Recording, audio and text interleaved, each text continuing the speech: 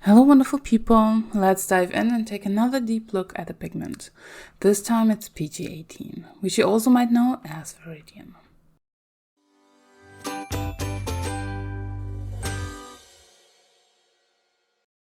Invented in 1838 by the French painter and chemist Panetier, it was just too expensive for many artists. Still, some used it for their paintings as it's a beautiful luminous bluish green which almost glows on paper. These qualities were much appreciated by painters back then and now too.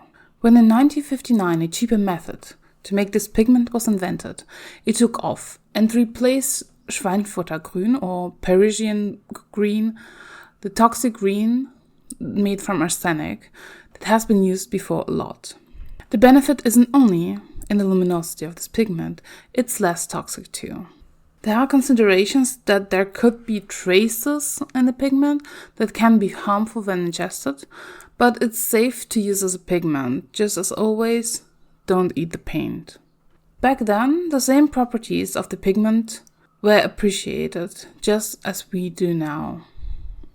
The transparency, bright color with a medium to dark values and good tinting strength. The pigment is light fast, staining and lightly granulating. First, of course, I did the swatching on white and black paper to see how it looks. As my sample is from Lukas 1862, which is their professional line, it showed on black paper pretty clearly, actually, and I wasn't sure if it's the pigment, the brand, or me. Theirs is also labeled as semi-transparent. I know Lukas adds some fillers to their line, but I still love working with them due to their great rewetability, and they just feel solid, a down-to-earth choice. I still swatched quickly the same pigment from Core and Rembrandt, also on black paper, and can show you them in comparison now. Those are indeed a bit more transparent, though also oddly more difficult to rewet. And maybe this adds to the look.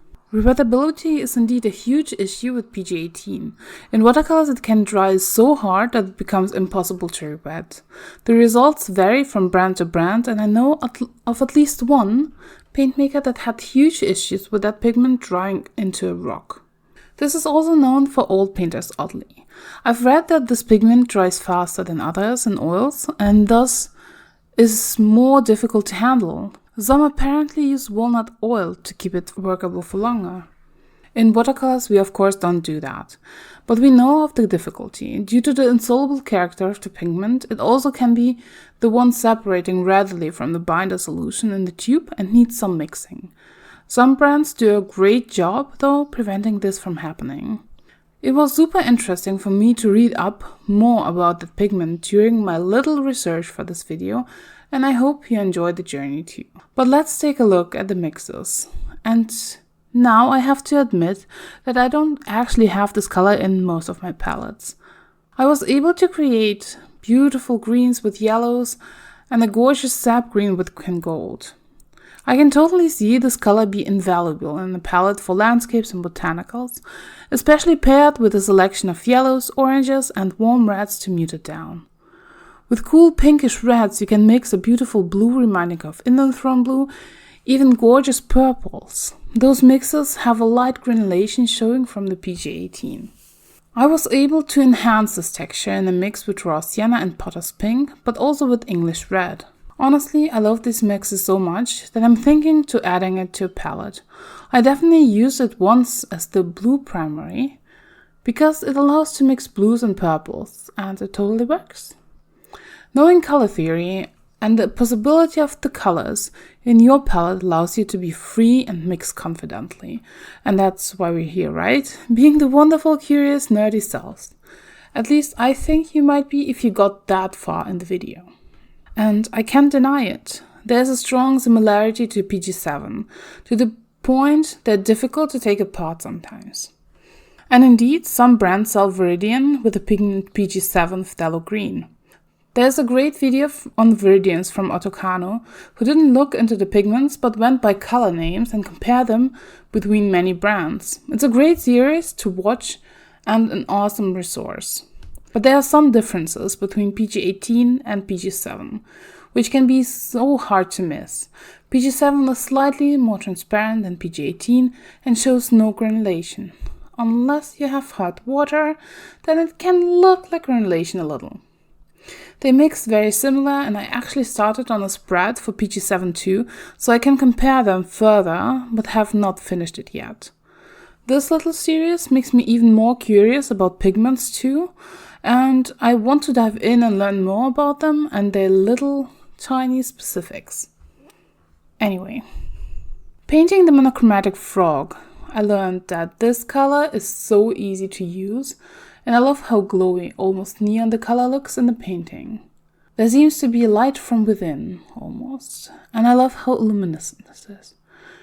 It feels like whatever you paint with it might glow in the dark. It feels like fairy tale and mystery, at least to me. Like a romantic view one might have on the world, where the blues might shift into turquoise a little.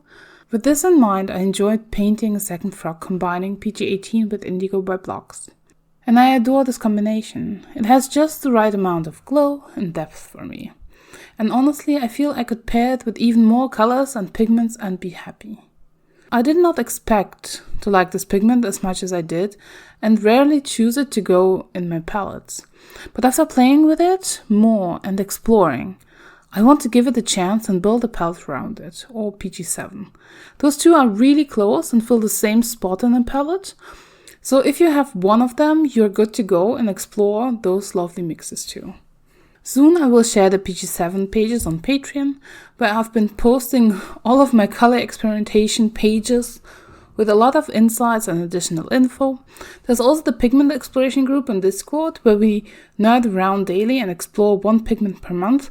All the links are in the description box. You're welcome to join either or both.